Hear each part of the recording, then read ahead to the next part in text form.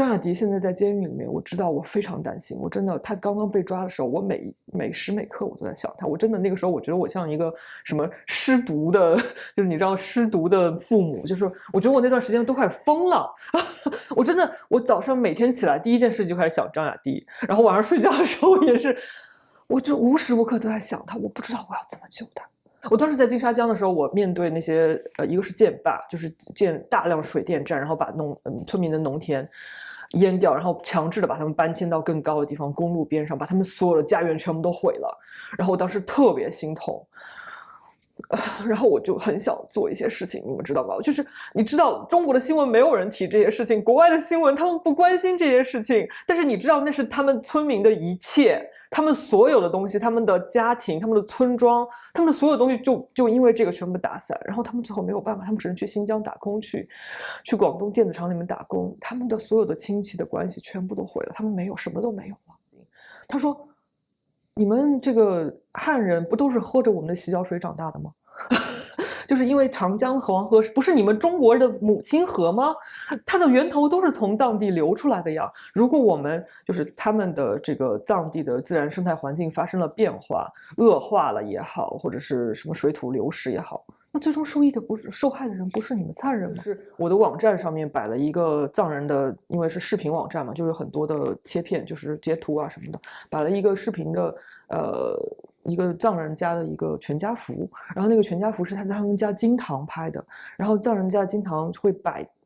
班禅喇嘛和达赖喇嘛的照片，当然那个达赖喇嘛照片真的巨小无比，然后我完全没有意识到那是达赖喇嘛的照片，我就觉得是一个和尚而已，我当时都不知道达赖喇嘛长啥样然后就因为这个出了一点点的事故，然后我的老板很严肃的跟我聊，然后他当时跟我开玩笑说，那个如果是下个月国安要枪毙民班的话，你可能就是下一个。然后我当时觉得，哇哦，就是我知道他在开玩笑，可是我觉得是非常不友好的玩笑，我必须说，我会意识到那种，而且他会转，我的老板当时会转一些文章给我，就是说某一个公司的 IT 利用公司的网络翻墙，然后被抓了判多少年，之类，他会转一些这种文章给我。你的华语是有权利的。当你用华语开始做事情、做民族和解的时候，我有一次做维吾尔人的活动，然后维吾尔人突然就跟我说，他说我们也可以办这个视频，这个维吾尔纪录片，我们也可以办，对，但是你们办和我们办意义不一样，对，你们办，你们可以叫来更多的华人。其次，这些华人他看了以后，他有思想，他心里面会开始想这个事儿，他会跟他朋友说，或者他会回国。他会跟他比如说在新疆工作的叔叔说这个事情，他可以造成改变。但是维吾尔人他们没有办法救自己，因为他们是被压迫的人，藏人他们是被压迫的人，他们确实是没有办法救治自己。我小时候，我高中的时候，我觉得我身边做 NGO 的人在云南，那是特别酷的一份工作，你可以去做一个世界的公民。你知道吗？就是你可以到处游学。我参与过这些项目，我们都做过。对，当时就是国际全世界最好的国际 NGO， 环保的、生态的、扶贫的，都觉得云南是块宝地。虽然我小时候就是小孩嘛，当然你可以参加一些志愿者啊，你见过那样的那样的社会，你有冲动，你又觉得我要去看这个世界。然后他突然跟我说，他说其实你不会回来了，是不是？然后我就不敢回他，你知道吗？然后他说对呀，那个你在外面你是尝过自由的滋味了，你就不愿意再回来了。然后就像你吃过最好吃的饭，你就不愿意再回来吃屎了。他就这样跟我说，然后我就特别难过，我就觉得我特别愧对他们，你知不知道？就是我觉得 I don't deserve it， 然后我就觉得我不能就是在这边就是这样苟且的活下去，然后我就觉得我们是一部分，我不能装作这些伤痛历史我没有看到，包括我自己家里的人，他们的我有一个表妹自杀，就是这些事情我就觉得哦不行，我一定得做一点什么事情。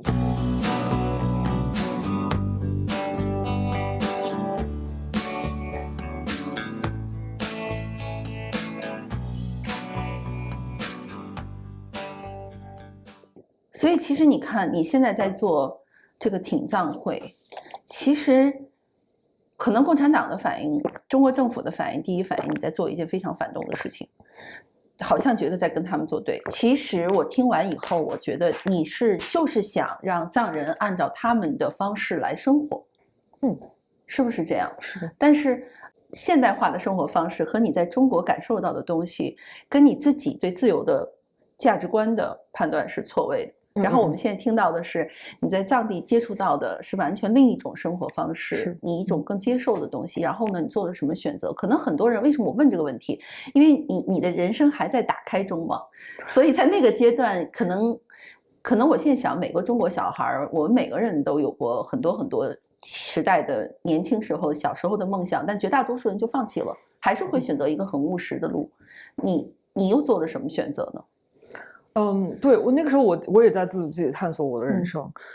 我在我机构也做过一些别的项目，我跟藏地没有关系的，对。然后我接触过别的，比如说云南也接触过，四川也接触过一些别的少数的民族。然后我在乡村的工作当中，我也就不断的在问自己，就是我们以前中国人去支教、去扶贫，总是让孩子们能够好好学习，走出大山，上大学。然后让他在城市里面找一份工作，那谁来建设大山？就是你知道吗？那些老人怎么办？你就在人为制造的留守儿童啊，你在人为制造，空心化的村子呀，就是很多村子现在都是这样子的，对。然后当时我们的云南有非常严重的2件事情，一个就是移民，就是他们强迫把很多，当然不只是藏人了，就是很多各种各样的住在深山里的少数民族，他们原来的生活其实在深山里面是可以自给自足的，完全没有什么问题的。他们强行把他们搬迁到路边，以什么泥石流的名义啊，以这个地质灾害的名义啊，或者是我没有办法给你供水啊之类的名义。可是人家在村子里面，山里面生活了几百年，都没事，就是瞎搞，都没事。但是这种巨大的这种市场化的冲击，就导致当地的政府觉得，我一定要把这些人都迁到路边上了，我才能更好的管理他们，然后让当地的产业能够升级，然后把这些人呢，我可以把他送到新疆捡棉花，把他送到珠海去电子厂打工。然后当时，我的很多工作其实都是就是去遭遇到这些。我当时我特别的费解，我不知道我能做什么。因为那个时候大学真的第一份工作，我没有任何的 power， 我没有任何的能力知识。去解释我身边那么复杂的状况，我当时也很反动。我很早，我高中的时候就看过6·4的卡马的纪录片，对。可是当你其实你内心是非常非常的彷徨，我只能用这个词来形容我自己了，因为我觉得这些东西都太复杂了。在我20几岁的时候，我真的没有办法，没有知识系统去解决这些问题，对。所以我最后就觉得这个工作我干不下去了。我在藏地的那些冲击，跟警察跟官方的冲击，我就觉得这个工作，而且当时 NGO 的那个法案有出台，注册法有出台，我们机构也是受到了一些影响。我就觉得这个别人都是做。我小时候，我高中的时候，我觉得我身边做 NGO 的人在云南，那是特别酷的一份工作。你可以去做一个世界的公民。你知道吗？就是你可以到处游学，然后你可以去周末的时候去家访贫困儿童，对，你可以去做什么种子银行。你现在能想象吗？那种时候，我参与过这些项目，我们都做过。对，当时就是全世界最好的国际 NGO， 环保的、生态的、扶贫的，都觉得云南是块宝地。对，对，因为又有生物多样性，然后民族又多，然后生态样貌又多，对，然后就所有人都在那儿做项目，你觉得那个时候好像云南是特别国际化的，是跟世界在做公民社会 NGO 这块是同步的，对，而且特别发达，你可以见到所有的基金会。对，我特别自豪，就是因为我小时候我在那种环境里面成长，虽然我小时候就是小孩嘛，当然你可以参加一些志愿者啊，你见过那样的那样的社会，你有冲动，你又觉得我要去看这个世界，我要去国外，我想去当然我当时也意识到我做的那个事情其实是有一点危险的，因为它相当于说是自己开了一个视频网站，然后它肯定不是政府所乐见的我们的一些事情做的一些事情，我也意识到。我根本没有能力做一个独立的知识分子，在那样的环境里面。对，我身边认识的所有的这个什么社科院的老师啊，我们的指导的那些 mentor 啊，都是愤世嫉俗的那个状态，然后我就觉得我特别怕我老了也变成那样子，然后我觉得我不行，我一定要去看到更大的世界，我一定要逃离那个地方，因为我已经是一个异乡人了，我那个时候就意识到，我不管到哪儿我都是异乡人，所以我就还不如就彻底离开这个地方。我离开中国的时候，我其实没有什么，我没有什么眷恋，我对那个地方。哪年走的？我应该是19年的5月份走的。对，我记得那个时候还没有"润"这个词，然后我的舅妈那个时候送我去上飞机，她说：“哎呀，你那个要去国外深造啦，就是用深造这个词。”然后我还特意的纠正她，我说我不是去深造，我是跑路。你当时是有什么工作吗？还是什么你就跑了？当时我就是想了一个最快的方法跑，因为我家是我父母都是非常普通的工薪阶层，他们完全没有办法供我在国外读书。然后我当时有一个朋友，他在国外做那个 au pair 互惠生，然后他跟我说：“哎，Ginger，这个很适合你，你的性格就是很阳光、很开朗，然后你开车开的也很好。然后这个工作呢，就帮那个美国人的家的小孩开车送孩子。”我说：“好啊，这是劳工输出，天哪！对，我就是外劳嘛，就是我经常你是外劳，对我经常跟别人说我就是个外劳。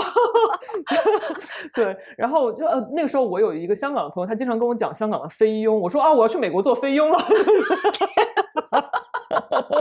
但我觉得其实没有什么，我自己觉得很酷的一份工作，因为我觉得开车对我来说就像打游戏一样。然后如果我可以通过这个工作，然后认识到我好像我还是有困惑，就是要如何教小孩，就是我刚刚跟你说我高中的时候那个困惑，就是要如何做教育这件事情。对，你还要丈量幸福呢，你那个时候丈量出来幸福了吗？没有。对，对而且我当时也很绝望的一点就是，我觉得在中国没有快乐的孩子。我看到身边每一个小孩都很不快乐，我特别难过。但是我看到那个电视里面的美国小孩都很快乐的样子，就是傻乎乎的，然后特别开心的样子。我很期待去见那样的事情。所以我听说这个项目，我说这个项目太好了，要花多少钱？我发现并不用花多少钱，其实就基本上不用花钱，然后就可以去做那个项目。他还能给我工资，然后我可以在那个美国的一个寄宿家庭里面，就是在他附近找一个语言学校或者社区大学上学。我说这太好了，这可以让我刚开始到美国的时候，这个语言也能好一点。叫交换生项目。au pair 叫互惠生，就是互惠嘛，互惠互利的互惠，就相当于说他利用我这个劳动力帮他做家务啊，带小孩，然后我利用这个机会到美国来工作、学习，然后旅行这样子。哇，对，所以我当时就是非常其实很快的做了决定，因为其实我当时就是在青海工作，我当时非常的痛苦，很痛苦那种感觉，就是我在学校里面他们会。我的藏语其实一直是很差的，我就会听到他们在议论我，但我不知道他们在说什么，就大概的意思就是巴拉巴拉巴拉，我的名字巴拉巴拉巴拉，就是我就他们到底在说我什么？对，我当时就所以我就会有那种动力，就开始学一些基本的藏语的听力。其实我是想听懂别人在说我什么。后来听懂了吗？后来其实就大概能听懂。后来就跟他们做朋友后，我知道他们就是其实也相对比如说比较善意，因为毕竟帮他们修电脑嘛。那个修电脑的女人，对，干什么蠢事儿了？对，我能听懂，就是我会被迫的听懂一些很多的生活用语，然后慢慢的我就会觉得我可能需要离开那个地方，离开那个国家。然后当时我记得在中国的时候，那个时候好像还有什么低端人口清除低端人口的事情，就当时中国发生好多事情，然后我当时就回到汉地了以后，我发现哇，汉地的那个感觉让我很不舒服，就是大家完全没有意识到这种民族的冲突到了那种严重的程度，大家都彼此在自己的生活里面就是缠斗 struggle， 对，对，所以我其实我看不到任何的希望。我在中国的时候，而且我当时非常的就是，自从我跟警察有了一些冲突以后，怎么有的？就是我那个在路边检查站的那种冲突。对，还有一次是我的网站上面摆了一个藏人的，因为是视频网站嘛，就有很多的切片，就是截图啊什么的，摆了一个视频的一个藏人家的一个全家福，然后那个全家福是他在他们家金堂拍的，然后藏人家金堂会摆班禅喇嘛和达赖喇嘛的照片，当然那个达赖喇嘛照片真的巨小无比，然后我完全没有意识到那是达赖喇嘛的照片。我就觉得是一个和尚而已。我当时都不知道达赖喇嘛长啥样，然后就因为这个出了一点点的事故，然后我的老板很严肃的跟我聊，然后他当时跟我开玩笑说，那个如果是下个月国安要枪毙民班的话，你可能就是下一个。然后我当时觉得，哇哦，就是我知道他在开玩笑，可是我觉得是非常不友好的玩笑，我必须说，我会意识到那种，而且他会转，我的老板当时会转一些文章给我，就是说某一个公司的 IT 利用公司的网络翻墙，然后被抓了判多少年，之类他会转一些这种文章给我，所以我当时就觉得我没有办法再继续做那个工作了，我觉得我就是像我那样的头脑，我那样的经历，我是没有办法持续在那个 NGO 里面做事，做到我的前辈老去的那个状态。我觉得不行，我得离开那个地方。我甚至有点惊慌失措。而且我对那个就是我对我的家乡，其实当时没有什么留恋。我很失望，我说实话，我对汉人，我对中国，当时我非常的失望。对，我就跑了。然后当时跑来美国的时候，我特别高兴。我看 YouTube 再也不用翻墙了。然后美国当时我刚开始住的那些地方，刚开始我到的那个纽瓦克机场巨破，然后就是那个真的美帝国主义就这样啊？对呀，就超破。我说天哪，什么情况？这个公路就跟搓衣板似的。我就说就是，然后那个车子就是，然后然后我就在那个就是那个车上就是摇来晃去的。我当时被吓的，但是我还是觉得那种自由的感觉让我特别的开心。然后我就开始来美国的时候，我是故意的不说中文，就是我故意的，我不想跟任何中国人说话。然后就是经历一些波折，我最后到了那个最开始在科罗拉多，那是一个华人非常少的一个地方。然后我就是每天纯说中文，纯说英文。然后我在一个白人家里面，他们家有4-5个小孩，然后还是一个离婚了重组的家庭，然后4-5个小孩有那种要带着尿布的那个小孩，我当时还不会换尿布。你那时候多大？我那个时候就24岁。天哪，就跑到外面做保姆来了。对，而且我当时还不会换尿布，还要现学。后来我发现这个东西其实很简单。然后我其实一直有一点排斥小孩，然后小孩一尖叫我会害怕啊什么的。后来我发现I can handle， 我觉得我可以，而且美国白人带小孩那个方式非常的粗糙，对，非常又是放养型，对，又是放养型的。然后我就觉得这个非常符合我的方法。然后住在一个特别大的房子里，有游泳池，然后就跟那些小孩一起玩，然后我就跟他们就特别的就像一个孩子王那样子。然后我觉得孩子多了以后有个好处就是你只要抓着其中任何一个人的手，然后剩下的小孩就会自动跟着你跑，因为他们会互相喊就一串说什么 David 什么什么，你就赶快过来，说他们会自己跟着跑，自己管理，对，就自己管理自己。然后我当时突然就享受那种大家庭的感觉，在美国的那种中部的大农村，每天我做的梦都是英语的梦，你知道吗？我懂，我就是故意的不去看，因为我真的我很痛苦。我说实话，我很痛苦。我看新闻，那个时候香港已经开始流行了。我刚来19年的时候，这么近，对。然后我那时候很伤心，我很难过，因为我当时很想去香港读书的。然后我就看着我自己最想读书的那个学校的人在被抓，在抗议，然后学校被点燃，然后成了战场。我在科罗拉多的地下室里面，我真的哭，我非常痛苦的哭。那个时候我全在现场。对，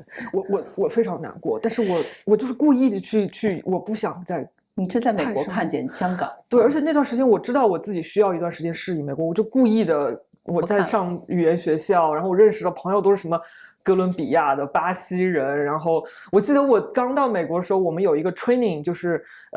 他会有一个 onboarding， 就是有点像你刚来美国的人，我给你一个基本的培训，然后会把那个美元放在一张纸上，会告诉你这个是1块钱，这个是10块钱，有点傻现在感觉，但其实最开始对我们来说很有用，很重要，对。然后就是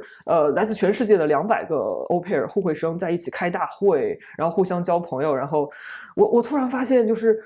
发现我从一个那么闭塞的地方，你知道我可能1个月之前我参加那个活动，我1个月之前我在青海，我在一个下着大雪的地方，然后学着我完全不知道的语言，然后我突然一瞬间到了世界的中心纽约，在 Hilton 的那个酒店里面吃自助餐，然后跟我的巴西朋友从西班牙来的互惠生，他们都是大学刚毕业，然后就青春洋溢，然后跟我一起拍 Instagram。当时我有 Instagram 账号，但是我从来不知道你可以那样子拍一个视频去跳舞，我都不知道，你知道吗？我当时就特别就是我觉得自己特别土，然后突然就瞬间认识了很多朋友，对，然后瞬间就是发现你属于自由的地方，我属于这个世界了，对，就那种感觉，连接感又回来了。对，虽然你是故意的和原来那片土地斩断了，你很痛苦，你还想回去，可是我觉得 I deserve it， 因为那个时候我非常年轻，我觉得那种探索非常的美好，它给我非常大的动力，让我知道哦，我原来可以这样的生活，我原来We deserve it， 就是那种感觉。我会，然后你知道美国人他就其实是非常粗放的，就是小孩摔伤了，他说完全不管，这每天多了一个新伤口。他说哦，他正在学习走路。对，然后我就跟着他们在那个丹佛的大街上骑自行车呀，然后在那种纯白人的那种街区里面各种探索，跟他们讲我的故事。我在西藏工作，我是一个计算机老师啊，什么什么，就跟他们讲这些事情。对，然后慢慢的后来我又搬到旧金山湾区，然后在那边的一个新的家庭，然后在那边开始上学学英语，然后在那边开始申请学校。对，然后因为我当时一直很想在这边读一个博士，其实我最终的目的都是回到青海我那个学校，能够在那个学校继续能帮他们做一点事儿，然后去做田野调查，去调查那个现在看来有一点不可思议，就是为什么我会去调查那么敏感的事情。可是我当时并不觉得这个是很敏感的事情，我觉得这个就是一个地方的人口结构的改变。我觉得我应该去国家民委工作，你要调查我觉得我真的计划生育对人结构的影响。对，我应该去国家统计局民委、青海民委，我应该去那里工作，就是那种感觉。对，所以我当时是我就是我安排的路是这样的，我觉得我非常有用。而且我一直觉得我作为一个理科生，我是有能力用我自己的处理数据的方式，为这个社会带来一个更美好的社会，成为一个有用的人。我是非常雄心勃勃的想做这些事情的。现在想很难想象。对对，其实我本来对你有好多疑问，那个现在其实你这么讲下来都很清楚了，就也很顺其自然了。就是因为在你的心里，我觉得我还要再问，就是你有，就是这个没有恐惧感，是你家里的，还是就是因为放养的原因，还是你父母给到你的性格，还是什么东西给了你滋养？你刚才说了，你高中就看了6·4的纪录片，对，为什么会呢？就是还是要回头去看，就是你的这个政治启蒙，就是我们知道有的人会有天生的是非观，但是我还是要问，就是你这个觉得这件事不能忍，这件事是对的，这个启蒙是从哪儿来的呢？还是你就是这样的？首先就是我觉得我的家里并不是那种既得利益者，就是我的父母他们从小到大是受了非常多的苦的啊。对，然后我小时候也是跟着他们到处的搬家。我刚才说我小学初中的那些事儿，我其实幼儿园我读过6个幼儿园，就是我基本上小朋友刚刚认识我的名字，就是刚刚认识我是谁，记住我的名字，我就得换一个地方。对，因为我家当时就是在一个不停的搬家的状态，我的父母的工作都非常的不稳定，所以其实我很早就知道，哦，这个社会是非常不平衡的，对，地区是不平衡的，人和人的差异是巨大的。然后如果是你的家里面有当官的，有这个公务员老师啊，那是非常好的，那你就。然后这些人的家里的孩子呢，身上能干净点儿，对，不然我们就是小时候就是身上脏脏的，然后反正而且我家里也有一些起落，就是我大概初中的时候，我家里有一次非常大的变故，就导致我们家基本上破产了，然后我基本上很长一段时间就没有办法交学费，然后还好那段时间，云南省委突然宣布我们的教材免费，没有学杂费了，我当时就是感谢上帝，就是不需要再交钱了。我有一段时间，非常的困难，就是我的初中的时候，我记得我不想去上学的原因，就是因为我妈妈没有办法给那个学校要给的那个700-800块钱，没有多少，但是我就是给不了。然后我们家有一段时间，甚至就是房子还是可以住得起的，好像是。对，房子还是可以的，但是我们家的食物就是那种匮乏感，我是非常清楚的。就是我们家只有挂面，还有荤菜就是鸡蛋，然后素菜就是什么韭菜之类的东西，就是非常匮乏的那种生活。挨饿我也是挨过的，就是很少的钱你要去做一个事情，我这些都有体会，所以我其实很早的时候我就觉得，哦，那这个社会它就是不够好的，我需要把它，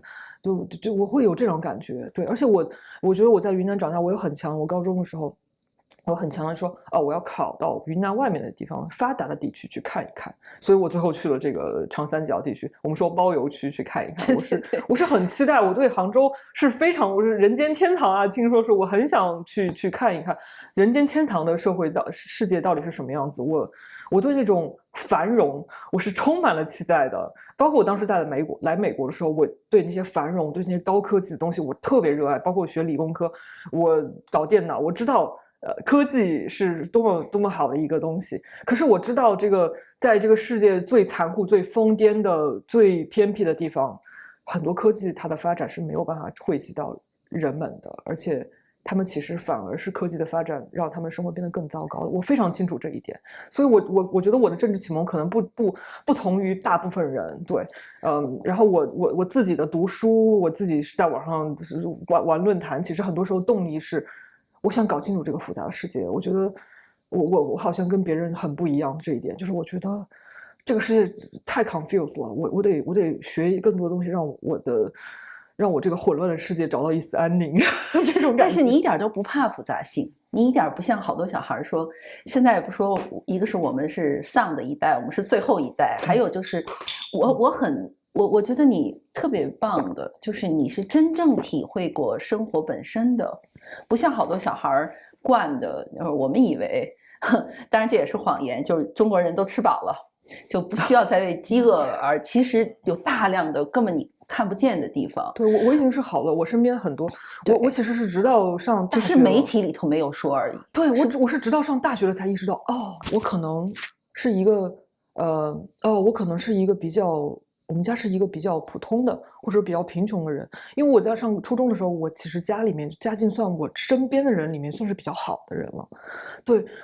我是逐渐的发现，哦，原来还可以那么好的生活。原来家里面农村，就是我到浙江去上学，我发现浙江的农村是真的非常非常他们的很富足，超富足，这是我没有办法想象的事情。就是那种富足，那种我甚至觉得他们那种门啊、窗啊，它的质量。都有比云南我见到的那些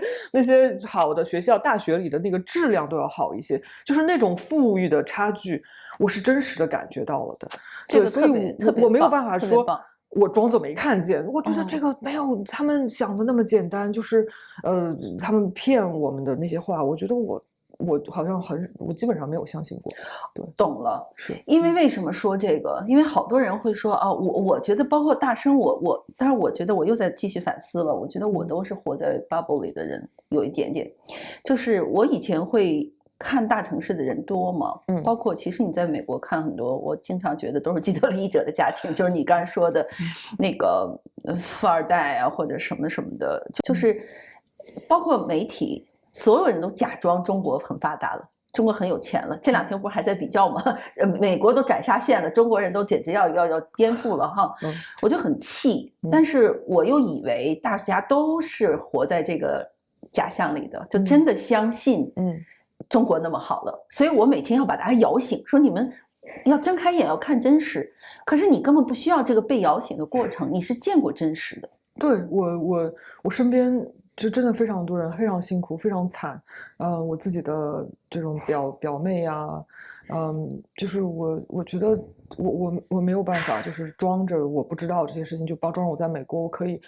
过上一个普通的白领的生活，然后这样我觉得不这样我没有我一个人，我可能可以改变我家族的一点点命运，给他们一点钱，可是我觉得我突然就觉得。你知道吗？就是我每次去村子里面做工作啊，你跟当地的人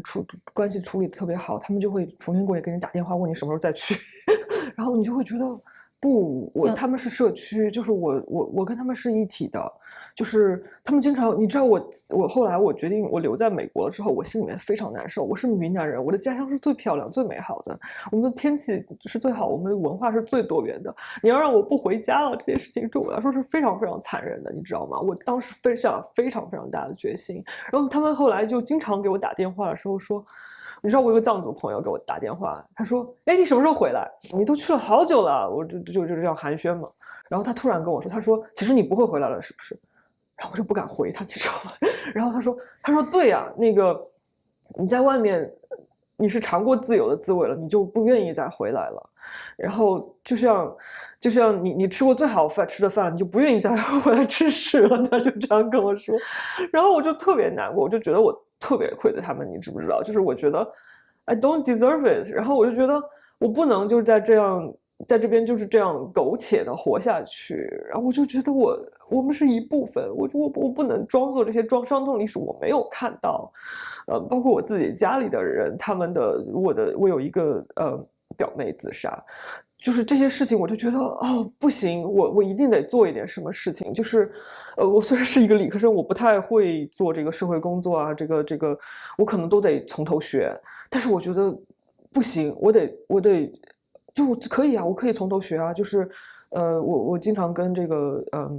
我觉得现代社会经常会有很多人问我，他说你是工程师呢，就学一个工程的专业，然后去做一个什么的。他现代社会它是分工的非常严密的一个社会，对吧？你要做 activist， 你可能去学政治学，然后就去做这个东西。但我觉得不是这样的，就是一个正常的人，他是因为你的生活境遇需要你在这个时间点学会如何制作网站，然后你就去学了如何制作网站，然后你需要在这个境遇上面学会如何拍电影，如何写代码，让你就去学这件事情。但是你最终的目的不是这些，不是变成一个工具。我觉得我们现在这个现代的社会的发展，好像在把人往反了，就是把人不再培养的像一个人，而是培养像一个工具。然后移民的全过程就是把你培养成一个足够 sharp 的工具，让对方相信你是一个非常有用的工具，所以我会 hire 你，我会给你绿卡。然后等到最后你变成了一个非常 sharp 的工具以后，你会跟所有人说，你看我是一个非常好用的工具，你也要像我一样。我觉得整个社会都是这样，然后我就觉得我不可以这样，我如果变成了一个工具，我觉得这太可惜了。我就觉得我忘了我自己当时在云南的大山里面，在金沙江边上站着的时候，我心里面在想的事情。我觉得这对我自己来说是一种背叛，所以我觉得我不可能就是在美国做一个上班的白领。我觉得我好像做不到。你当时站在金沙江的时候想什么？我当时在金沙江的时候，我面对那些一个是建坝，就是建大量水电站，然后把村民的农田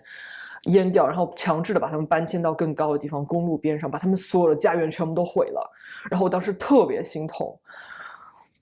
然后我就很想做一些事情，你们知道吗？就是你知道中国的新闻没有人提这些事情，国外的新闻他们不关心这些事情，但是你知道那是他们村民的一切，他们所有的东西，他们的家庭，他们的村庄，他们的所有东西就因为这个全部打散，然后他们最后没有办法，他们只能去新疆打工，去广东电子厂里面打工，他们的所有的亲戚的关系全部都毁了，他们没有，什么都没有了。对啊，然后我觉得我看过最美好的云南的地方，但是我想跟大家说，就是有很多人，他们不住在旅游的区域，他们就是住在他们自己的大山里面，他们好好的活着，但是政策没有，they don't care， 没有人关心他们的生活。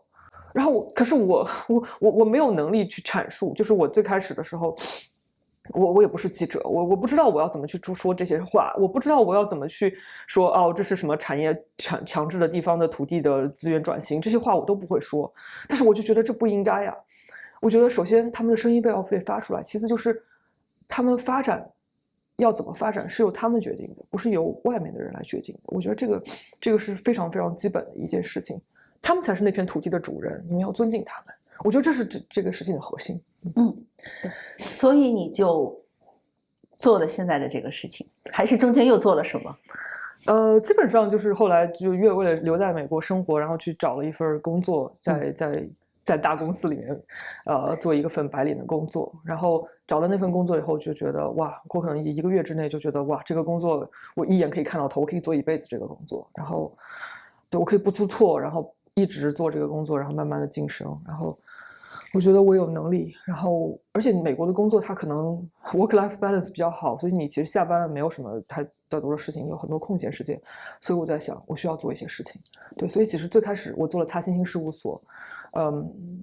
最主要的原因是因为我在海外交不到朋友，交不到能够志同道合和我一起做事儿，或者说一起交朋友、一起聊天的朋友，我都没有办法交到。因为其实大部分人都是能够到美国这样的地方，而且我住的地方是硅谷，那绝对是书呆子当中那种书呆子，绝对是书呆子当中的既得利益者，然后才能够到美国上最好的学校，学计算机，留在硅谷，然后都是高精尖行业的工程师，那样的一群人里面，我真的很难在那样一群人里面找到共鸣。然后刚刚白纸运动发生那个时候，我突然就觉得，哦，也许其实我在白纸运动之前，我是完全是隔绝的，就是我虽然也有一些政治的表达，但是我不觉得我会需要去做一个社群去做什么事情，我可能就是自己的一些写作，对。但是我真正的变成一个 social activist， 其实就是因为白纸。当我看到有人，就是年轻人互相连结，然后他们写的那些文宣我都看到，我非常感动。和维吾尔人站在一起，和西藏人站在一起，我突然发现，哦，可能就是我们以前完全不相认，但是我们有类似的想法。然后我现在要做的事情就是把这些人从人群当中打捞出来。然后我就觉得，哦，那我如果是想一个安全的方式，去尝试着做一些活动，然后认识一些人呢，然后我就通过这个方式认识了，这是一个滚雪球的一个过程，越找越多，认识了很多朋友，而且我会试探他们，我说，哎，你怎么觉得维吾尔人的这些事情，包括我们写那个，我当时办了一个写明信片的活动，给一个。我忘了他的名字，一个维吾尔人他是一个政治犯嘛，写明信片，然后维吾尔人的名字都是什么阿克江买提，都是这样子的，对，所以我们就不知道，我们只知道他前面的名字，不知道他后面的名字，然后我们就说，哎，我们是不是要打个电话问跟这个人熟悉的人，他后面的名字是什么？然后我也没有经过大脑，我突然想了一说，我说，哦，这个人他可能叫什么阿克江买提。但是可能我们也可能那个监狱里面有别的买提呢，他可能他的故事都没有被说出来，然后我们也可以寄明信片给他，虽然我们不知道我们可能不知道他的故事，我们不知道他的名字后面的那个名字，对，然后我突然觉得有好多的买提，有好多维吾尔人的故事都没有被讲述出来。当时我们找到的那个维吾尔人，是因为他有一个汉人的女朋友。所以他的故事才会更多的被传播出来。当时就觉得我很难受，你知道吗？我觉得白纸的时候，我们那么多人站起来，可是白纸运动好像最后变成了一群被封控久了的人在为自己的权利抗争。可是我们大家都忘了，最开始的时候，我们是因为乌鲁木齐的大火，因为最原始的那个汉人的那个 guilt 那个内疚感。然后我觉得。故事为什么就讲到这里就停止了呢？为什么你们没有继续讲维吾尔的事情，对吧？我觉得这个很可耻，我觉得这个很遗憾，所以我也觉得很可耻。有一个浙江的女孩，她叫冯思瑜，她是一个汉人，她在美国在麻省上的学，然后她学了维吾尔语，她回到新疆去为一个叫对不起，我突然忘了他的名字。为一个人类学家工作，对，然后就做一个翻译，因为他会维吾尔语嘛。然后就是因为这个事情，他的不知道他的老板因为一些就是当时对维吾尔知识分子的清洗，然后因为这个被抓，然后判了无期，然后他也因此判了10年。然后我后来看到网上很多人讨论他的故事的时候。就讲她如何是一个浙江的普通的女孩，在美国上学，然后突然就莫名其妙的原因判了10年，然后好像是因为她在新疆工作，然后故事就停了，知道吗？就是句号没有了，他们不去讲她的老师的故事了，她的老师被判了无期。有超多的维吾尔人的故事，你们为什么不讲？你们为什么没有想冯思瑜为什么去新疆？为什么要研究维吾尔的文化？你们为什么不去看那个被抓的人，他到底是为什么被抓？为什么你们就关心你们的汉人的同胞，他的普通人生被毁了，然后故事就停在那里了？你们不觉得那个句号、那个句点是一种可耻的这个事情吗？我觉得很可耻。我希望把这件事情讲出去，对，然后我希望有更多人能够加入我，能够讲维吾尔，就是如果你有能力就懂维吾尔语的人，我希望他们能够去讲这个事情。因为我们是有力量的人。就我做华语青年请道会，很多人问我为什么你要做华语青年请道会，我说，因为事情很简单，因为在中国有权利的人他是讲华语的，他是讲中文，你只有影响他们，改变他们，我们未来才会有一个和平的未来。你讲藏语、讲英语，你不能解决真正的问题。你知道很多海外的反贼，他们是什么知黑，他们恨自己，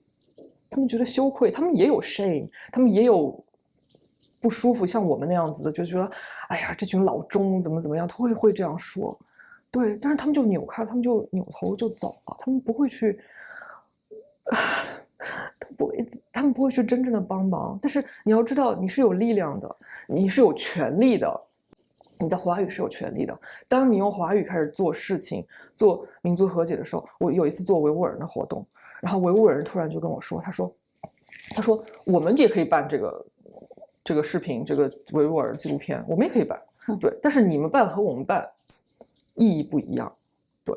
你们办，你们可以叫来更多的华人。其次，这些华人他看了以后，他有思想，他心里面会开始想这个事儿，他会跟他朋友说，或者他会回国。他会跟他比如说在新疆工作的叔叔说这个事情，他可以造成改变。但是维吾尔人他们没有办法救自己，因为他们是被压迫的人，藏人他们是被压迫的人，他们确实是没有办法救治自己。但是如果我们可以改变大部分的华人，其实不用大部分，就是改变10%、20%的华人，我觉得这个事情都会有很好的一个未来，或者说一个大的影响力，一个大的改变，我们可以有更光明的未来。我觉得这是非常非常重要的。我觉得大家不要再自暴自弃了。我觉得我们是有 power 的。我们有 power， 就是我们可以出国。我在藏地的时候，所有人见到我了，知道我是汉人，或者就会说太好了，因为你可以出国，你是自由的。任何汉人，你们有想过这件事情吗？就是你是自由的，你是可以出国，你去泰国也是出国，对吧？你去任何国家，你 you're able to do it， 你可以做这个，但是他们不能。对，这是你的 privilege，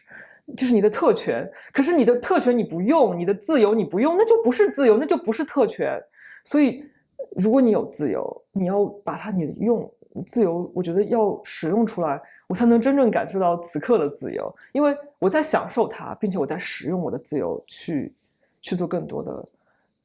影响更多人，让他们最终有一天能够得到自由。所以你想带来什么样的改变？就不管你是做擦星星，我刚才替你想了一个擦星星的宣传词。因为我经常会说，我说我们先在自己的心里照亮自己，如果让自己的这个小火花大一点儿，让也在黑暗的人中，要在黑暗里的人发现，哦，我要找光，可以看到对方的光。对，所以你擦星星是不是也是这个想法？就是我们要把星星擦亮，照亮彼此。对，没错，你成功完全 get 到了。我当时是因为我是给小孩读书，我不是做保姆啊，对，你是外劳。对，我是外劳，然后我就在给小朋友读书，然后读了一首英文的诗，就是他说总要有人去擦星星，就是一首英文的诗。他说因为那个星星又旧又生锈，然后天很黑，然后我们想要一个新的星星呢又没有，然后所以我们就搭着梯子，然后上去把星星擦亮，然后但是我也有很多老鹰乌鸦跟我们说，哎，这也没有用的啦，这对吧？还不如要一个新的呢。他们去抱怨啊，然后会泄气啊之类的。但是我觉得我觉得很正常，就是每个人都做过老鹰和乌鸦，但是总有一些人要去擦星星，然后让我们在黑暗当中能够看到彼此。而且我们是没有办法控制什么时候天亮，这个就看命吧。对，但是我们可以在黑暗当中，照亮彼此。我觉得等到天亮的时候，我们能认出彼此，我觉得这才是一件美好的事情。所以你要带来的改变，具体的，这是擦星星。然后现在我们说这个华语挺藏会，因为开头我说了，就是你这个作为新生的机构哈，其实好像也是才2年，对吧？对，2年。所以你们现在有多少人呢？我们现在有6个人。但之所以这个小小的新的这个机构受到关注，是因为去年你们的同事张雅迪 Tara 被抓。当然这个事情在中国这些年就是，哎呀，有点被国际媒体遗忘或者放弃了的中国的这种公民抵抗就讲述中是很重要的一个故事。就是因为香港之后，其实国际媒体对中国的这个反抗也是注意力转移了，感觉就是媒体也进不去了，然后也不知道大家在干什么了，对，是吧？是这样一个情况，所以但张雅迪这个事情是很罕见的，就是以让我们不开心的方式，很罕见的得到了很多的关注度，所以你也因此这个挺脏会也得到了很多的注意，所以我觉得你肯定想说，就是我还是要问你，但你也可以按你的想法说，就是你为什么觉得在这个时候想做改变的你们有能力去做这件事儿？就是说在华语青年环境里头，要做挺脏这件事情，这个挺是什么意思？然后你想实现什么样的目标？我觉得现在的年轻人，他们很多我们的就加入我们的年轻人，他其实最基本的就是我们都会英语了。我们跟这个海外的这种连接其实是非常多的，对，然后这个，我觉得很多人他会已经受到了一些反殖民的思想的影响了，他们至少能够从比如说别的国家，比如说印度啊，他们那个反殖民的思潮中知道，哦，有一个殖民者和一个被殖民者，他们会有一个。这样的教育可能在西方国家有接受过这样的教育，然后他们有这个英文的这个阅读能力了，所以我觉得很多的我们加入我们的这种留学生啊、青年，他们是因为这个，然后他会自己开始看一些英文的资料，然后了解一些海外的藏人对以前他们自己的历史的论述。对，我觉得他们可以就是像我当时一样，其实我当时在青海的时候。我很想找关于青海的那个藏地，我待那个地方的历史的资料，我找不到。对，但是你如果是能够到，比如说外面来的话，你可以找到更多的资料，所以你可以那种信息自由的感觉。对，然后我觉得现在越来越多的人，他其实可以有这个信息自由的感觉了，就互联网的发展，对吧？然后包括白纸运动之后，那个青年人那股力量，我觉得还是在，他这个动能还是在的，就会让我觉得，哦，我的这一代人里面是有潜在的同道的，然后我的工作其实是把他们找出来，或者是说，让他们不要害怕，我们出来在一起做事情 ，it's okay。对，我当时是觉得，哦，这个可能性可以让我尝试很多东西了，同时从能力上面讲。我觉得现在的这种怎么说呢？科技的发展让我们可以把很多以前想做但是不能做的事情，去做出来。然后比如说做网站啊，去做很多新媒体啊，然后包括我觉得以前可能10年前、20年前，中国的那个留学生还被困在微信里面，然后。或者是没有一个好的社交媒体平台，但是现在其实非常多的人会使用，比如说推特呀、Facebook 这样的这种社交媒体，然后他们有那种平台，他们有自己去上网去验证这个事情到底是不是真的能力。我觉得这些都给我们就是技术的发展，给我们很多觉得不可能的事情提供了一种可能性吧。对，然后我觉得我们自己想达到的愿景，其实是非常非常难以达到的。当然，我们有比较短期的目标了。对，你具体说一下，你现在要做什么？你在做什么？你想达到什么样的目标 ？OK，我觉得短期的目标呢，就是我们希望能够让更多的华人读者真正的对西藏问题有看法。我经常跟我这个学做劳工、做女权的朋友说，我说我很羡慕他们，因为其实他们是已经在前人的基础之上在发展。对，但是我们其实在做一个全新的一个题目，我现在也不知道，可能以后的学者可以告诉我们，可能在做反殖民也好，或者是我们在做，可能在共产党看来我们在分裂国家，对，但是我觉得我们这种华人去关心这种边缘的，就是在大中华概念里面的这种边缘的族群，但关心别的族裔的人，我觉得我们希望能够带动起来一场这样的社会运动，就是社会运动。我们希望带起来这样的社会运动，就是大家开始去公开的讨论这些问题，这些东西不再成为禁忌。因为你知道吗？大部分的华人，你给他看雪山狮子旗，他会吓一跳，然后他会觉得你是做藏独的，然后我觉得我们的存在可以让大家有一个空间。当你想了解西藏的时候，你可以到我们的网站上去了解更多的知识，这是我们现在比较短期的目标。然后未来我们希望我们能够促成，达赖喇嘛能够回到拉萨，能够就是促成这一个就是藏人希望达到的目标，然后促成比如说藏人这边能够跟北京政府有一个谈判，然后对他们的未来能够有一个商定。我觉得如果他们能最大程度的离这个谈判桌更进一步，都是我们工作巨大的胜利。对，我经常跟大家跟很多人讲，我说我们挺藏会要做100年，这个并不是一个就是如果能走到谈判桌那一天，我觉得并不是我们挺藏会就可以就此解散了，不是这样的。就是即使中国民主化了，即使达赖喇嘛回到了藏地，我觉得我们挺藏会到时候可能就会做一件事，就是我已经选好了我们挺藏会未来的办公室所在地就是成都因为成都有3大藏区，各个地方的藏人在那里聚集，然后有大量不同族裔的华人在那边聚集，然后人口，而且成都是一个相对包容的大城市，对。然后我们因为我觉得民族团结或者说这个词已经被中共用坏了，我也是立刻就过敏了。对，我觉得就是说民族的这种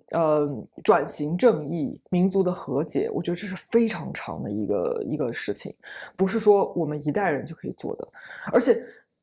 很悲伤的事情就是我们的中国的民主化、自由化的前辈，在过去的几十年里面完全没有谈这个话题，种族概念或者是说中国的这种民族问题，基本不在以前这大家做社会运动的一个讨论范围之内。然后我现在经常跟别人说，我是做西藏的，我是做西藏议题的，我是为了西藏工作的，然后大家是会。我知道大家的脑袋里面在想什么，就是这个西藏问题就是摆在一边，然后我有空了我可以看一个纪录片，然后我可以了解一下，没有空了就这个事情跟我没有关系。对，但是他为什么会这么觉得？你现在觉得？我觉得就是一个就好像那个外国人过那个圣诞节的时候，他会放一个中国的一个中国节在上面，他好像就把这个少数民族文化当做一个少数民族这个词儿，或者说其他族裔的人。这个东西对，在它主流的叙事里面，好像就是一个可有可无的装饰品。但是我想跟大家说的是，不是的，我们非常重要。就是我现在在做的事情，是为了我们藏汉2个民族的未来。我真的要，就是我觉得这个事情非常的重要。就是这其实不是我自己的观点，是我当时我在青海的时候，我一个朋友教给我，当时我非常震惊。他说。你们这个汉人不都是喝着我们的洗脚水长大的吗？就是因为长江和黄河不是你们中国的母亲河吗？它的源头都是从藏地流出来的呀。如果我们就是他们的这个藏地的自然生态环境发生了变化、恶化了也好，或者是什么水土流失也好，那最终受害的人不是你们藏人吗？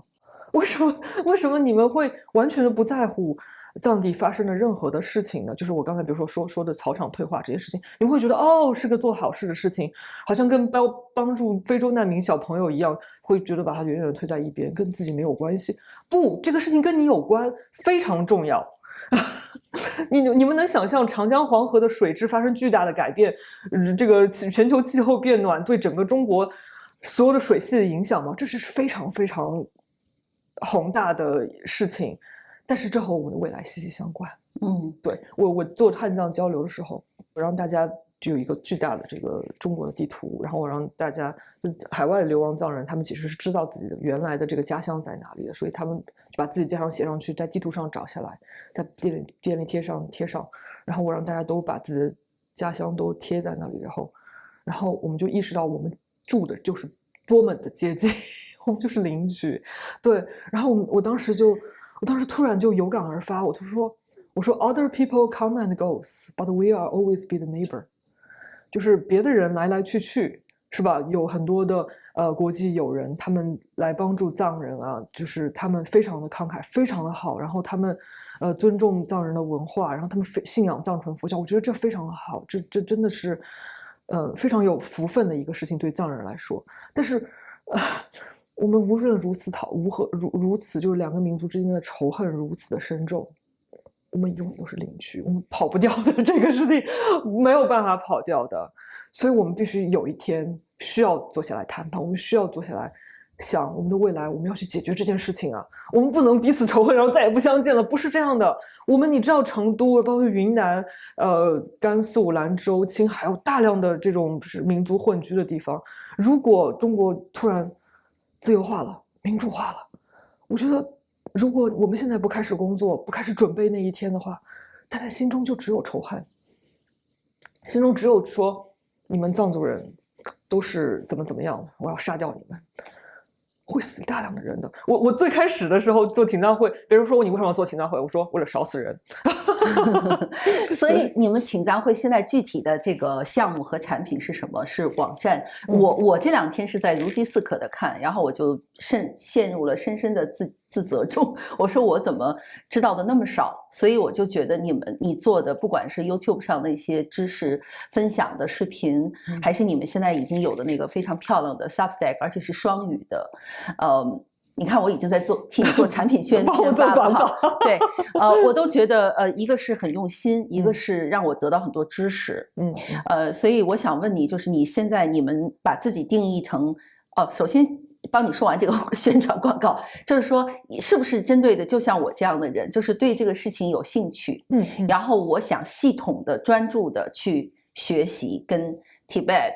跟这个吐蕃跟西藏，你看我还会问你，就是我说西藏的时候会不会冒犯在谁？对，当我学这些东西的时候，我就会意识到你们其实在提供大量的知识普及，更重要的是一种意识的改变，让我这样的人知道，还有这么多我不知道的，但我应该知道，是这个目的吗？我已经替你把宣传词说完了。对，我们主要的工作就是很多时候别人觉得我们是一个媒体。对，我们自己，我后来逐渐发现，我们确实在做一些媒体的事情。当我看到报纸上说我们是一个这个 Chinese Youth Lead Tibet Advocacy Media， 就是中国青年领导的这种倡导西藏这个媒体平台的时候，我说我原来在做媒体平台，我当时好准确，好媒体帮你总结出来了，是别人帮我定义了一下，然后突然觉得我可能确实是媒体，我那个时候才会觉得，就最开始我完全就是为了。我觉得这个事儿怎么没有人写啊？我说这些学藏学的、学历史，他们都在做什么？所以你们就在写文章，是吧？对，我其实最开始我写很多文章是因为没有人写，是因为我觉得我既然已经看了那么多的书，然后我需要有个地方有一个出口，我就突然就觉得，因为我最后因为一些很多状况导致我没有办法在那个博士读下去，对，所以然后我需要把我这个头脑混乱当中的东西 sort out， 让它整理出来，然后放在不同的栏目里面。我看了那么多的书，你知道吗？我是有这个倾诉欲的，所以我很想让别人知道这个事情非常的重要。你们需要知道，我觉得它甚至有的时候不包括西藏，不关于西藏，而是关于你要怎么去对待一个跟你想法不一样的人。这个人呢，他可能就是我甚至觉得。我们的教育里面甚至没有这种 diverse， 就是别人可能跟你想法不一样的这种意识，对，就会假想，就上来就说你多几岁，结婚了吗？老公是谁，是吧？就会很简单的假想，是的，你不在乎别人问你年龄，很简单的觉得所有人都应该结婚，然后会很简单的认为所有女人都应该嫁给男人，他就不会有任何这种。可能有人不同选择的这件事儿，对，没有那种我需要尊重别人的文化，会在不同的地方要尊重这块土地的这个原始的这个原住民，好像完全没有这种感觉。然后思考问题的方式，包括最主要的，我觉得共产党它操控了一个很大的一个发展叙事，就是所有的人他都必须要解决了吃饱的穿暖的问题之后，再去想别的文化的很多很多东西。我觉得这套叙事完全行不通。如果是你接触过别的族群的话，有大量的族群他非常的贫困，但是他们就是觉得他们的宗教高于一切。然后你可以觉得他很愚蠢，怎么样，这是你自己的事情。可是我觉得你需要尊重别人的生活方式，就是你需要让他们 let it be， 就是让他们过他们自己想要的生活。我觉得这个很重要。还有就是，既然有那么多事情是你不知道的，那是不是有没有可能就是你要承认你自己是一个你的想法是无知的，是有限的。然后在你的知识范围之外，有一群人他可能，比如说我最近做了一个项目，我很想跟你说，就是我最近做了一个项目，藏人在大选，他们在做民主投票，对，然后我就开始写关于民主投票的一些文章。其实我很多写作就是翻译了，就是翻译他们的一些文章，然后做一些图文，然后就发出来。在哪里做选举？在他们的海外社区，全球都海外社区，全球都可以投票。他们每一个地方会有一个社区中心，就是藏人聚集的地方会有社区中心。所以它是以藏人这个社群为概念，不是地域概念。他们是以他们藏人自己内部，他们比如说北美有2个议会的议员，就是流亡的这些流亡到西方国家的，他们是选这种自己流亡的议会议员。欧洲包括亚洲、日本也有一些藏人，他们有一个席位。然后不对，刚才是澳洲和日本，他们有1个席位。然后欧洲有2个席位，他们有一个议会的议员，他们有一个议会，藏人流亡议会。然后他们议会呢，如果是你住在印度、尼泊尔还有不丹的这些流亡的藏人呢，他们是选自己在原始藏地3省的席位，卫藏。然后康、安多，这3省每一个省都有10个席位，所以如果是你还住在这3个地区，他们叫印度次大陆，他们就会每一个省它会有10个席位。然后如果是你是一个僧人的话，你会多1张选票，就是你不仅可以选自己的区域议员，你还可以选这个僧人的宗教席位。然后五大的藏传佛教支系里面，每一个藏传佛教的支系都会选2个席位，所以就根据你这个和尚是哪一个教派的和尚，你去选你的这个议员。所以其实它的设计是非常细节的，是啊，而且有的时候我看的时候就觉得叹为观止，藏人都已经那么民主化了吗？我们到底在做什么？我写的时候就这种感觉。制度建设已经很清楚了，又有国别，又有地域，又有代表性，还有宗教，什么都有，包括对，他们有流亡藏人宪章，对，他们所有的东西都非常的细节。但我写的时候，因为我原来只是一个读者，我后来写的时候，我需要把这些东西全部写成中文，然后就翻译出来，然后或者是我跟大家讲，我会发现哇，华人的反应是非常非常，怎么说呢？要 shock，他们是非常震惊的，震惊，然后羡慕的。所以最后我们那个帖子，我转载的时候，我就直接写了一句话，叫“你以为的奴隶已经有选票”。正好我想问你这个呢，就是为什么你觉得现在我们看到的海外的流亡藏人也好，我都不愿意说流亡这个词，其实当然就是实际的政治状态是流亡的，对，是流亡啊，对，还有他们这个社区的凝聚力，还有刚才我们说到的他们本身的这个传统和文化的自信，当然他们最重要的就是要确立自己的真正的这种自治政治上的自治和解决，是，当然回到他们认为的故乡，对吧？这都是很顺理成章的。但我想问的问题就是，为什么现在我们看到的所有跟大中国有关的这些种族，就是藏人是最有凝聚力、组织力，甚至民主意识的，是因为有尊者达赖喇嘛的存在吗？还是其他的什么原因？当然尊者发挥了很大的作用，但是我会觉得，就是我觉得藏人他其实是失败过很多次的。我其实因为我就是跟他们打交道以后，我也会问我说啊，你们最开始流亡出来的时候会怎么样啊？组织是什么样子的？他们其实失败过非常多次了。但是呢，我觉得他们有个好处，就是他们有很长时间，他们从1959年开始流亡，他们一直流亡到现在。他们刚开始所有人都在印度，然后后来有的人搬到了瑞士，然后慢慢的各个西方国家，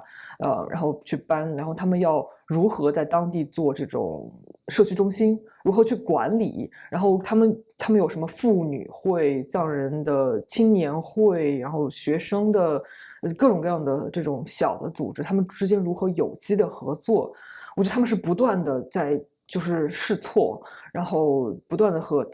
当然他们有自己的宗教，而且就是我后来我才意识到，哇，他们的宗教也很多元，不仅这个我刚才说这个5大教派互相之间就是每个人其实会有一点点不一样的这种叙事，但是他们会在一起合作，而且他们其实经常会在一起做一些社区的活动，然后跟当地的人交流。然后就是我觉得他们在做一系列的这种社区的活力的事情，而且他们时间久，所以他们其实试错积累教训，做了很多很多的事情。对，我等会儿我们这个采访结束了之后，我会带你们去我们这个纽约附近的一个叫 Jackson Heights，有一个公园里面，然后就是带你们去看他们当地藏人去跳舞。然后因为今天是星期三，所以他们有一个倡议，其实也就是刚刚你问我那个问题，为什么他们可以保持这种社区的凝聚力？这个就是我可以让大家看到的一个面向，就是他们有一个倡议叫 Lakak，叫白色星期三。就是他们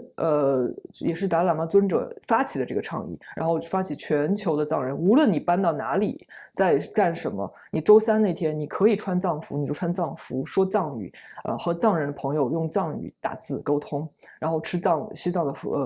这个食物，然后晚上的时候大家就聚在一起跳舞。然后 Jackson Heights 算是在纽约一个藏人的聚居地，所以他们每周三都会在那里跳舞，然后去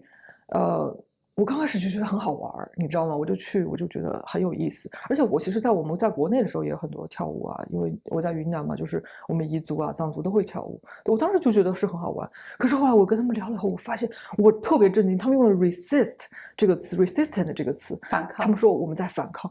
我当时觉得，哦，这个事情有什么反抗的？就是你在反抗什么？我不觉得。他说我们在反抗这个世界对我们的那种同化。我们的社区，我们唱歌在反抗，我们跳舞在反抗，我们一边高兴一边在反抗，我们在让我们的社区更加紧密，我们在特别高兴的、特别自豪的，但是我们在反抗这个世界，因为我们在流亡，我们要时时刻刻记住，我们是在流亡。很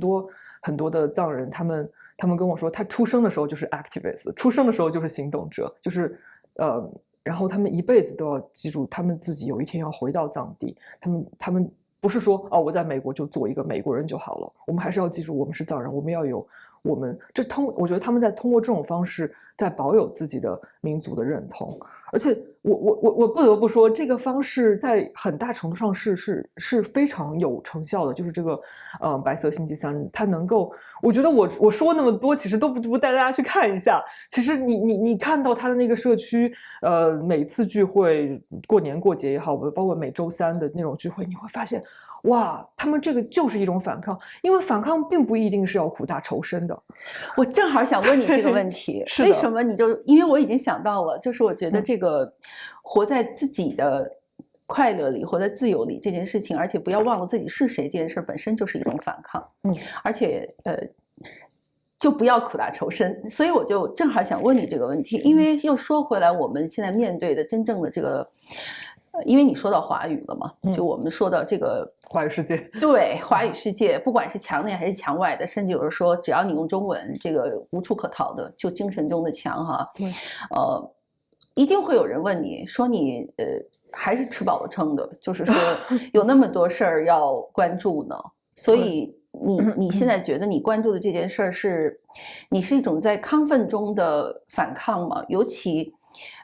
你知道我的意思吗？尤其去年你们的同伴被抓了，所以其实我相信有很多朋友也担心，就是你会不会有一种身体上的健康和心理上的健康，还有就是你会不会为了证明你自己是对的和要救出朋友来，你会在一种过度的亢奋的状态中间。所以我问你的问题就是这个，一个就是对那些国内不一定国内，就是在中文世界里不理解你的人，你会用什么样的反应？还有就是你觉得你现在自己做的这件事情是你真正想做的，还是说你的朴素的正义感觉得有一些人要帮助？你懂我的意思吗？就是这是你真正想做的事，还是你是为了反抗被一种激情感染着，然后被别人说这就是这些小孩有劲儿没处使了，要找一些议题去燃烧。对。我会觉得我最开始是这样，就是有点拔刀相助，包括我的学校被关，那个时候我真的非常生气，然后很多事情是我的一个应激的一个反应。我包括我的写作，就是那个情绪到那个点了，我得找出口啊，然后我做事啊，就那个时候是一个包括愤青小孩嘛，人家会说你是对，就是那种拔刀相助的那种感觉。我觉得最开始绝对是有的，但是我觉得你要保持一个长久的抗争的状态。是通过日常的跳舞，是通过日常的操练，你要有那种自由的肌肉，然后你可以看到我做这些事情我非常高兴，对，我有一次我做了一件事情，在一个大学里面跟藏人一起做了一个就是促进更多人了解西藏的一个项目，然后我找了几个中国学生在现场跟他们慷慨激昂的演讲，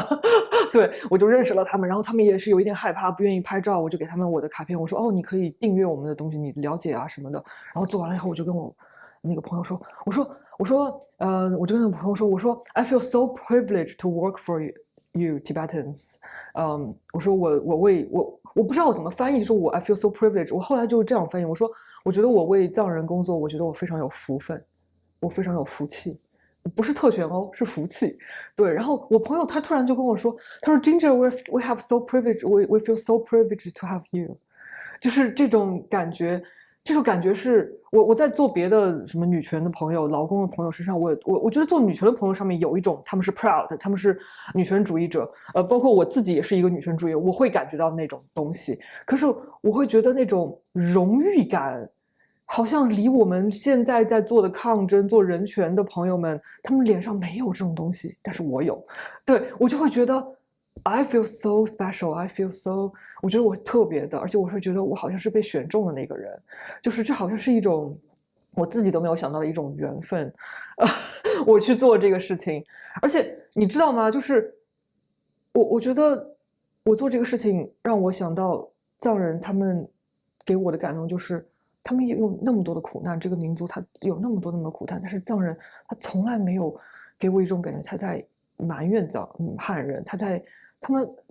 他们没有说仇恨汉人，你知道吗？他们可能就是害怕，他们就跑了，他们不愿意跟汉人接触，很多这样的人的，对。但是他们从来没有把这个苦难，变成让自己变得很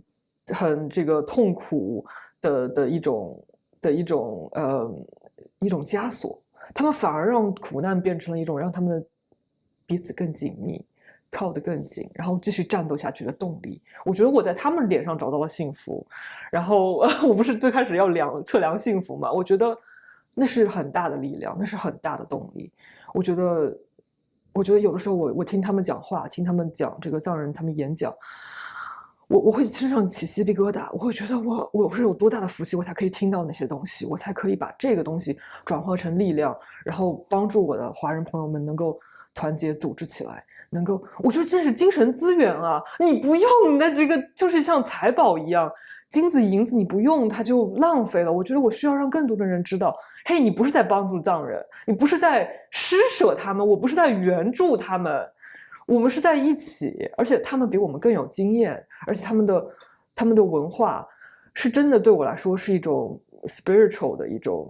精神的动力，在鼓励我们如何去对待挫折，如何去对待苦难。张亚迪现在在监狱里面，我知道我非常担心，我真的，他刚刚被抓的时候，我每时每刻我都在想他，我真的那个时候我觉得我像一个什么失独的，就是你知道失独的父母，就是我觉得我那段时间都快疯了，我真的，我早上每天起来第一件事就开始想张亚迪，然后晚上睡觉的时候也是，我就无时无刻都在想他，我不知道我要怎么救他，但是我后来我想到。他是一个佛教徒，他是一个藏传佛教徒，他知道怎么，看守所不是都要打坐吗？对很多人来说，那是一种 suffering， 那是一种痛苦。但张亚迪他超会打坐的，他超会做这些冥想，他超会做这些，他很会念经的，这些东西是他的力量，是别人带不走的，你知道吗？所以我觉得，我又没有，我反而就没有那么担心了。我觉得这些都是财宝啊。我觉得我的这些汉人朋友们，我觉得你不需要成为佛教徒。其实我需要在你的这个节目当中说，我其实是一个基督徒，对，但是我觉得这不影响啊，对不对？你可以跟他们一起高兴。我想跟大家说的是，那个雪山狮子旗，大家去谷歌去看那个雪山狮子旗，它是有三个黄色的线条站在外面的，那代表佛法的广传，对吧？但是它为什么只有3个没有4个和尚呢？就是因为它有一个，因为藏人是有很多藏回的，是有很多穆斯林的，然后我们云南有很多藏族的天主教徒，有很多基督徒。其实现在很多人学藏语，他是用那个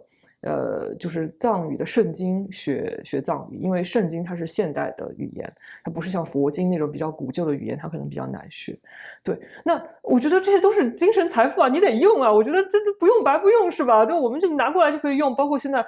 我们在这个空间，他们也在倡导一些就是比如说非暴力的倡导方式。那你说印度的甘地还有达赖喇嘛，他们倡导非暴力的这种抗争方式倡导了多少年？我觉得我们都可以把它用起来，我觉得这是宝贵的金矿和银矿，等待着我去挖掘，然后送给大家。我本来还想问你这个，你要怎么得到这个跟扎瓦迪的这种连接或者力量？你已经回答了，但是你刚才说到一个就是恐惧，还是要回到就是我们现在面对的现实哈。刚才已经我找到你的能量力量了，所以我不担心了。你知道吗？你现在整个脸是放着光的，对，我就一直在欣赏，对，在欣赏你的脸。但是更多的人会说，包括我的节目里的很多观众都说了很多问题，有的说就是说 Vivian 你知道吗？那个我眼前的生活是如此绝望，就我没有任何改变的可能。听你的节目成了唯一的就是让我像正常人活着一样的方式啊！我也是看到那一刻就觉得要坚持下去，就是对，但是还有很多人就不留言的人，就是你不知道他们是因为无力感，觉得我们傻，还是觉得就是这件事情本身风险很大，得到的代价太大了，然后就是简单的就是怕。而且还有人会说你这小孩太不懂得这个轻重缓急了，那个什么你的父母都在国内，你不替你的父母想一想吧，你不替家人想一想吗？其实你跟我节目里之前说过，其实去年抓扎瓦蒂之前对你也是你现在想想是有诱捕的，就是要把你骗到泰国去。对，我想问的是，就是这些现实生活中的困难、恐惧、无力感，你有吗？我当然有，我只是就是可能我的精神状态让大家觉得我没有，但是我是有的，我会害怕。然后我当时最开始他们抓张婉迪，包括那一系列的事情发生的时候，我当时其实我是很懵的，因为我们做田道会其实是一直比较小的组织，然后也真的不能算一个组织。我们当时就觉得我们一群群友，然后开了一个公众号，就是那种感觉，你知道吗？就我们一起合着写几个文章。我们现在根本就没有说我们人权组织、媒体平台，我从来不会去想这些词。我每天在看的东西都是。这个真有意思。这个国内的这个草场，这个大家好像都吃不起国内的牛肉了，吃这个巴西进口牛肉。我都在想这些比较细节的事情，我从来没有想过我们到底在干什么。对，然后，可是我觉得，这种恐惧就是一个就是我在国外，我有一段自己的一个旅程，就是我好像离这种镇压的感觉比较遥远了。那我必须跟大家说，就是我在国内的时候，我跟警察遭遇冲突的时候，我回到车上，我浑身都在抖，对，我浑身都在抖。而且那个时候我真的是大学刚毕业，我真的啥也不懂，我知道我是一个 nobody， 我是一个 nobody， 他们想把我怎么样都可以。而且我那个时候呢，我那个时候就突然觉得，如果是我被抓了的话，我很害怕，我就彻底，我妈妈也不知道，就消失了。我就觉得，我觉得那个恐惧也很让我很抓狂，就并不是说被抓我的恐惧，而是说我被彻底晋升的那种恐惧让我很抓狂。我绝对是有这样恐惧的，而且我出国了之后，我也有恐惧。包括我当时香港反送中1周年的时候，我最后跑到旧金山的大街上面，我戴着口罩，然后墨镜，然后跑去游行，然后我不敢跟任何人说话，我整个人超僵硬的，你知道吗？我觉得我是一点一点走过来的，我是一点一点冲破那种恐惧的，才有我今天。对，所以我觉得是怎么说呢？就是我觉得这是每一个人的旅程，就是你得去走这条路，你得踏出这条路，就像那些走线的人嘛，对吧？他一步一步的走出来这条路，包括他们来了美国，其实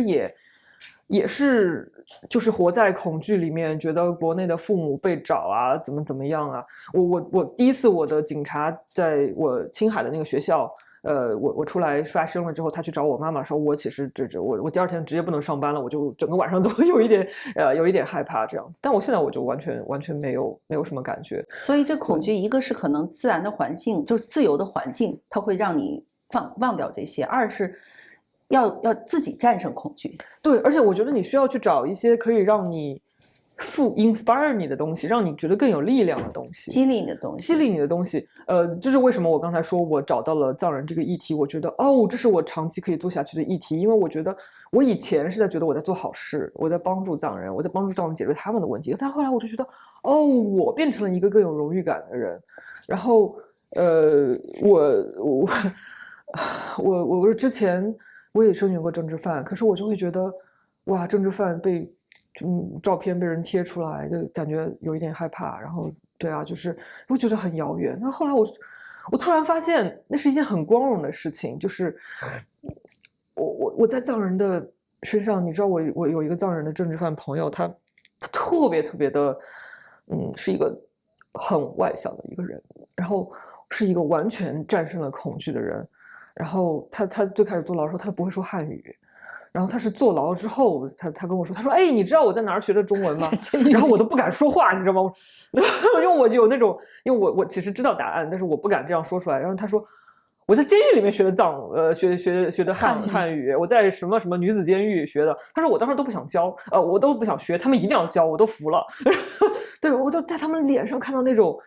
完全的那种自由的感觉，而且他是自己最后释放了以后。打了很多工，攒了钱，然后一步一步就走到了印度。我觉得那是一个非常长的旅程。你说他不害怕吗？他当然害怕，对。可是他一步又一步的走出了他自己现在自由的样子。我觉得那是非常非常美好的样子。我觉得大家得一步一步走出来。还有可能很多人会说你被他们洗了脑了，然后会说，因为你刚才说的这个特别好，就是雪山狮子旗。你看你说雪山狮子旗，我们说到达赖喇嘛，我听了你的演讲，我会知道一定要就是加上尊者。以前我也看英文的 Holiness。His Holiness，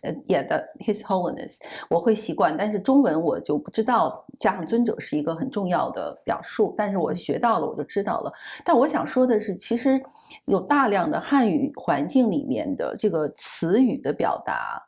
然后这种长期的这种表述的妖魔化，更不要说就是这种日积月累的一代一代的这种庞大的下意识的被洗脑以后的这种恐惧感，对，这种敏感，对，就觉得只要你提西藏就是错的，对对，你还跟藏人混在一起，还跟流亡藏人混在一起，会不会你会觉得会有人这样说你吗？说你是受到了西藏流亡政府的蛊惑，或者境外势力，就是你害怕这些误解和标签吗？或者说这些事儿本身就是一种这种党国意识的释放，你就根本不想理他？我觉得首先就是我做这个工作，我是在尽量避免让别人觉得我跟藏人混在一起。虽然我认识很多他们的人，但我必须说其实我是华人，我大部分的朋友都是中国人，都是讲汉语的。然后I feel I'm very Chinese， 就是我很多思考的方式、生活的方式，其实我觉得我是紧密的跟华语世界相连的一个人，对。然后我觉得有人给我们贴上标签，我觉得是非常正常，就是被误解是表达者的宿命，是吧？然后我觉得就正好说明我们其实我们这个工作需要大量的，就勤当会要做200年，对，就是这个误解太深了。你在反抗什么？对，其实所有这些就是你的反抗对象。这就是我在反抗对象。我的敌人其实并不是共产党，我的敌人其实它是一个比共产党更悠久的一个事情，就是一个大汉族主义。就是这个，其实原来汉族都没有这个，可能都没有这个民族吧，就是一个这样的生活方式，需要好好念书，然后需要禁锢女性，然后就是一种特定的生活方式。我可能是这样理解的，但是我觉得，我的工作非常美妙的一点就是，我觉得可能，这个就是我会站在2个文化的分野当中，告诉大家，可能有别的一种方式能够让我们的生活更美好一些，对，能够让我们目前的这场一潭死水的运动充满更大的力量。我觉得这是充满希望的一件事情。我真的非常希望让大家去挖掘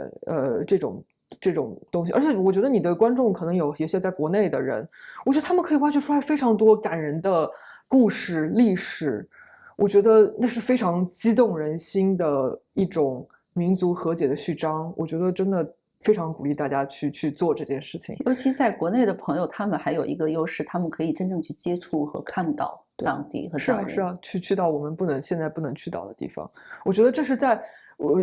如说50年之后、100年之后，我们的后代他们会觉得哦，我们那个时候在做的那个事情。因为我说实话，我们在虚构我们中国要向何处去，是吧？我们要做一个怎么样的宪法，怎么样？它其实它是首先我们华人社会是一个非常复杂的，你说的东西可能别人不相信啊，怎么样。但是我现在在做的事情是非常具体的一个事情，而且它标志着一个非常非常重要的问题，就是你愿不愿意通过帮助别人的这个过程，让自己变得更强大，这也是在拯救你的一个过程。所以我经常说，我们华人只有一天学会帮助别人，才能真正救自己。真好，我觉得我们可以从白天聊到天黑，再从天黑聊到白天。但是没事儿，我们还有的是时间。对，所以我们现在去看藏人跳舞吧。好的，太好了。